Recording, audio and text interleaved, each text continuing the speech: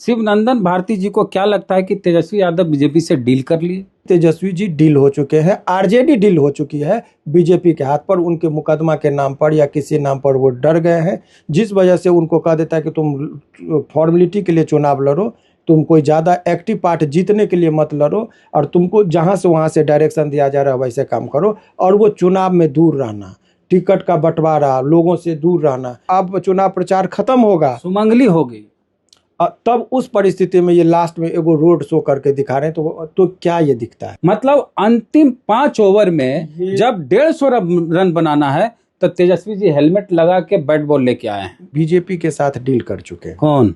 तेजस्वी जी और आरजेडी की पार्टी पूरी।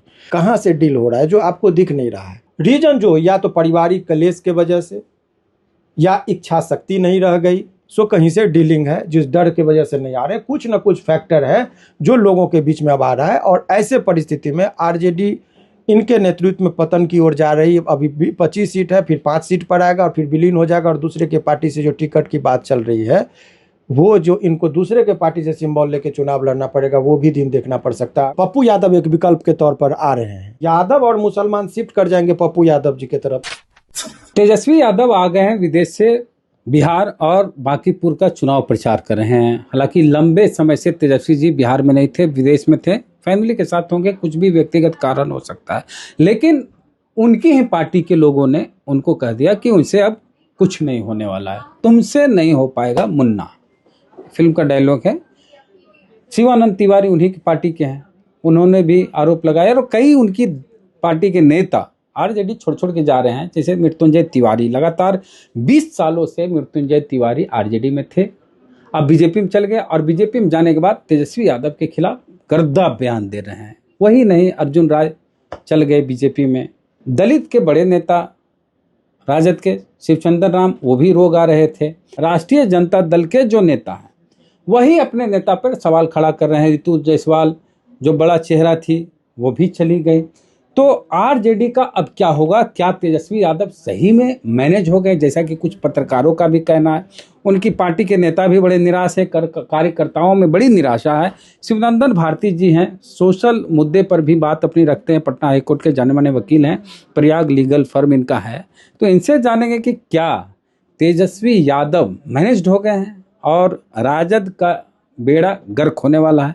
क्या सर, क्या लग रहा है कि आरजेडी का क्या होना है? एक समय तेजस्वी यादव का ऐसा उभार हुआ कि लोग जान छिड़कते थे तेजस्वी यादव पर, और आज स्थिति ऐसी है कि तेजस्वी यादव की बिरादरी वाले, उनकी पार्टी के समर्थक कार्यकर्ता हैं, उनके खिलाफ बोल रहे हैं। देखिए, सबसे बहुत ही गंभीर और बहुत ही सच्चाई के साथ बात को रखने का हिम्मत बहुत कम लोग करते हैं। आपने बहुत ही बेबाकी से चीज़ों को रखा। तो मेरा ये कहना है कि जब ये सामाजिक न्याय के ये जो सेकंड पीढ़ी के नेता ये लोग कहे जाते हैं, चाहे यूपी में अखिलेश जी हो गए, बिहार में तेजस्वी जी हो गए, और केंद्र में देखा जाए तो राहुल गांधी नेतृत्व कर रहे हैं विपक्ष का, इस पूरे आंदोलन में अखिलेश जी की भूमिका और डिम्पल जी की भूमिका, या फिर कहें तो राहुल गांधी जी की भूमिका, सभी लोगों की दिखाई दी और बहुत एक्टिव थे। इतने बड़े मुद्दे पर वो व्यक्तिगत जीवन या पारिवारिक जीवन का, उनका उस दौरान जो फोटो आ रहा था, सभी का वो आंदोलन बना रहा था, इनका वो विदेश में जो यूरोप के टूर पर थे तो वो फोटो आ रहा था, तो लोगों में निराशा है। अब लोगों में ये संशय एक है जो जेन्युइन चीज़ है, और उन चीज़ को एक्सेप्ट भी करना चाहिए तेजस्वी जी को। तेजस्वी दबे जुबान इनके पार्टी के साथ साथ अन्य लोग भी ये बात करने लगे हैं कि ये बीजेपी के साथ डील कर चुके हैं। कौन? तेजस्वी जी और आरजेडी की पार्टी पूरी। अब उसके पीछे रीजन समझिए, वो लोगों का संदेह है, और वो संदेह का रीजन समझिए, उसके तर्क ये दे रहा है।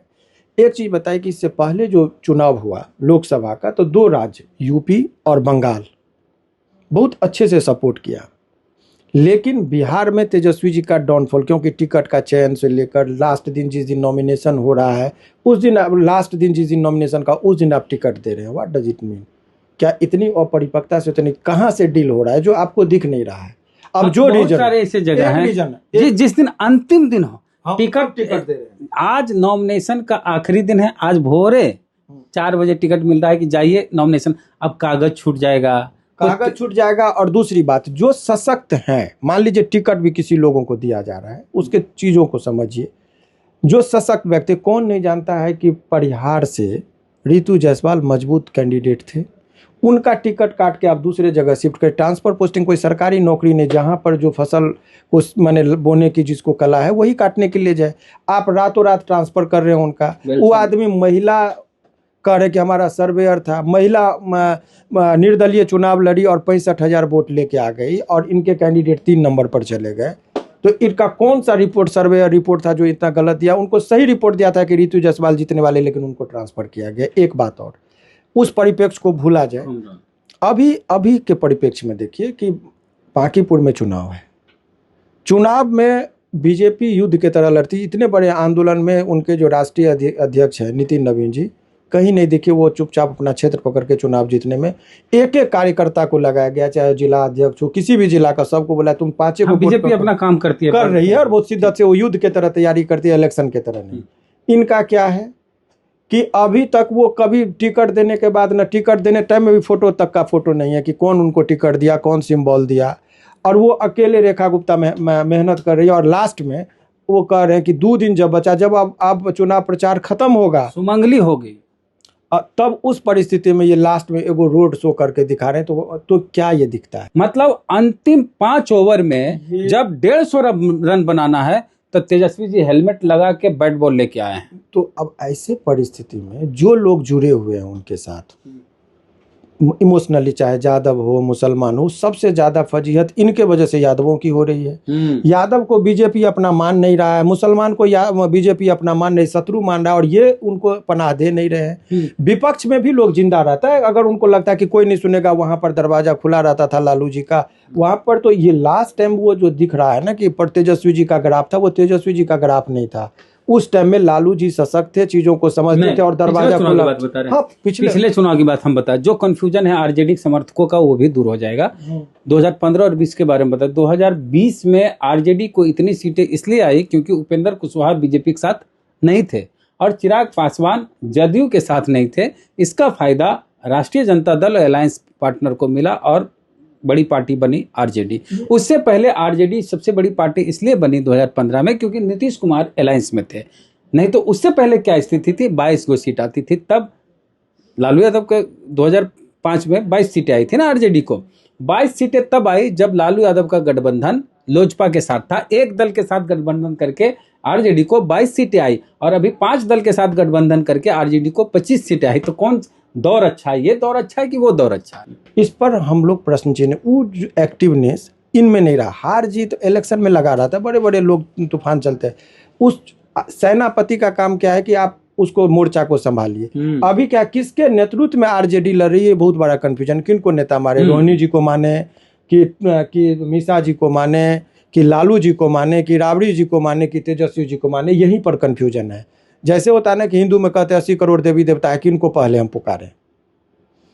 तो भाई वहां पर परिक्रमा चूंकि टिकट के में कौन नेतृत्व लेगा, कहने के लिए इतने संतान हैं, इतने उनके जो है सो उत्तराधिकारी हैं, लेकिन आंदोलन में कौन उत्तराधिकारी दिख रहे हैं जो छात्रों के हित में इतने बड़े मुद्दा पर आए। तो ये सब जो चीजें हैं वो डीलिंग की जो जहां तक बात है, तो लोग अब बोलने लगे हैं। आपको क्या लगता है, शिवनंदन भारती जी को क्या लगता है कि तेजस्वी यादव बीजेपी से डील कर लिए?